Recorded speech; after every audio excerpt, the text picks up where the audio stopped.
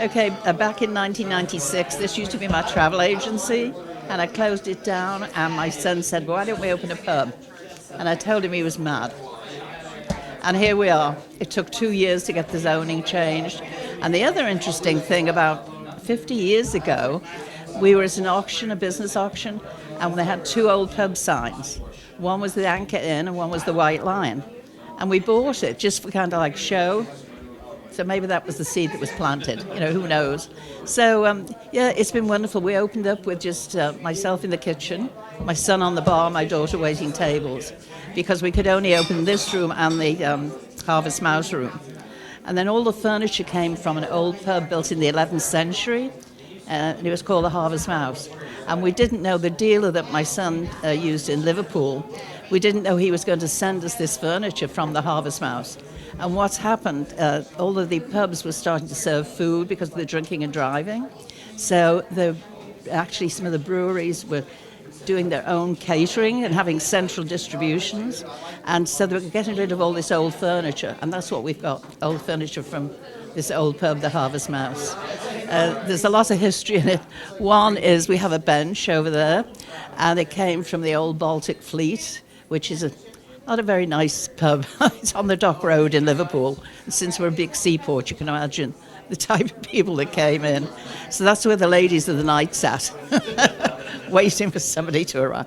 And we've had some interesting situations with some of the Tulsa socialites that have come in here after their parties in their evening suits and pretty gowns. And they sit on the bench, and then when I tell them what they're sitting on, it's like, oh, whoa. We lost Newcastle brown ale that we used to have quite a while ago. We can get in the bottles, but we can't get in the kegs. But Austin came in, it was a Saturday night, if I remember. He was sitting over there, and we ended up talking, and then he told us what he did. And so we said, can you create something similar to, the Newcastle? Because we were desperate for another beer. And never thought we'd use, a brewery or a domestic beer. But this has been absolutely fabulous. We're so thrilled, so excited. We're very proud to be a part of Cabin Boys Brewery. So I'm Austin McElroy, master brewer and owner of Cabin Boys Brewery. So the fun thing about beer and the fun thing about pubs and what we're trying to create here in Tulsa is it's all about community. And so I was sitting here in this room with one of my brewers and just having a good time, and saw Betty sitting in a corner over here, and started talking to her, kind of had the notion that she might run the place, and lo and behold, she's like, "Hey, stop yelling across the room and come sit with me." And so we did, and we started having a really good time. Maybe a few beers were down, and the conversation came around to, well, we need a beer that can replace Newcastle because we can't get it anymore. And I was like, well, you might be talking to the right guy. I know that I haven't said anything about what I do. And so I introduced myself professionally and told her what we do at Cabin Boys Brewery. And the fun thing is not only was it a great idea and something really cool to do, just to have a project to create something new, they are so passionate about their community and what they provide here. They really don't allow TVs, or they don't allow phones. I think Betty's known for shutting people down if they open up their phone at the table. And that really vibed with what we do here at Cabin Boys, because our slogan is crafted for a community, and I really just kind of fell in love with them and fell in love with their family and what they were doing with their community. 3 weeks later, I put it into the kettle, and we're brewing it, and now we're drinking it. So this whole ordeal happened within about 2.5 months, which is so cool and so fun, and something so neat about the Tulsa community and the Tulsa as a city is not only are we really passionate about like just growing and being very vibrant with what we do, we love to create, we love to make new things.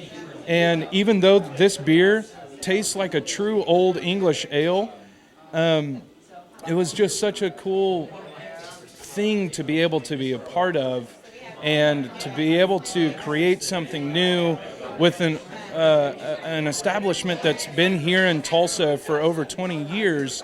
Well, we've ordered ourselves with the beer yeah, we've really been, it's been interesting because we didn't know how it would go over, but we've been giving samples and people are now ordering it.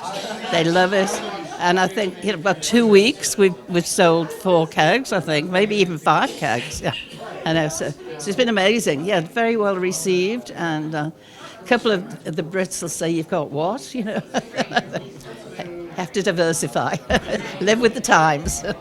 Well, the pub has been delightful. Is that what you want to talk about? And as far as the people, because we've had so many internationals here. I think one of my favourite stories, we'd only been opened a couple of weeks, and of course all of our food is made here on the premises. It's all very British. Our menu is still the menu that we had 21 years ago. We've not changed it, but we have each week a special. But anyway, this fellow called up and he said, and I suppose you're the American version of an English pub. Well, I was the one that answered the phone. I said, "How dare you?" Anyway, he wanted to know if we had pasties, which is the Cornwall. So he came in that night, and I think he was like 9 feet tall. He had to bend. Impeccably attired, beautiful hand-fell suit. So he sat down. So of course he ordered the pasty. So halfway through the meal, I thought, I'll go and see what he thinks about the pasty. So I went over to him and I said, "How's the pasty?" He said, "It's an absolute joy to behold."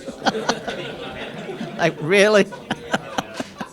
The younger generation come in and they're always on the phone, so I said, put them away. Talk. That's what an English pub is all about. And, they don't say anything to me. I don't know if it's the way I say it, or I'm like an old lady. They listen. But they just put them down. It's wonderful. Because that way that you communicate. We have had 3 marriages here. One of my big things, as I said to my son, I want ladies to be able to come in here and feel very comfy, not feeling like you men are going to hustle them, And so it ended up that, like I said, they have met. And the men have treated the ladies very nicely. And if there's any nasty language, I don't allow that.